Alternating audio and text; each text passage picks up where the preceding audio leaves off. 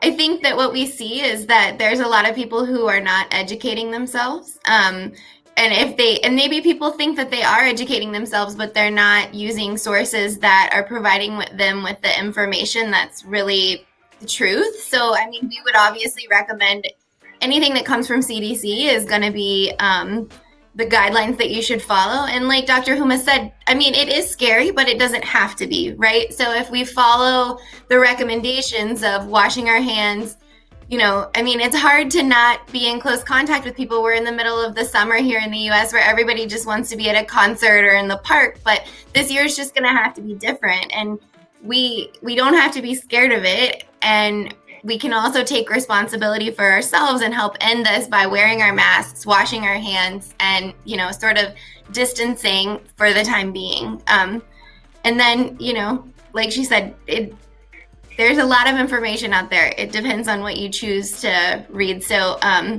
we always follow CDC guidelines. No, that's a great point, and thank you for that. With being in the business world, we're a marketing firm, so we're always looking at our clients, and especially right now, it seems every business in some shape, form, or fashion has had to pivot. Nabil, you mentioned that you guys were already in the slums. You were there doing the hepatitis C work, and then COVID hit. And you're like, hey, look, right place, right time to make a pivot. What is the decision-making process like there? How did that whole thing unfold for you guys of, look, if we're here, we might as well lend a hand with what's going on. And it seems like you did extremely well with that pivot. Yeah, I mean, I give Dr. Huma and her team credit. Dr. Huma, Dr. Hassan, who's not on there, also is part of the team. And, I give them credit. I mean, they sort of were insightful in realizing that, we're in a slum. This is a marginalized population.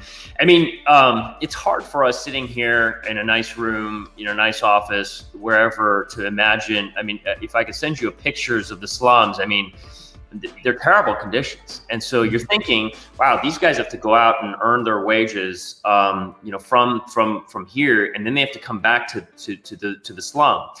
And there must be community spread happening here. So I think that it was insightful right at the outset for Hassan and Huma to realize that, this is something that needs to be addressed. Hepatitis needs to go to the side right now, and we need to address the COVID issue because, as you said, the whole world changed, right?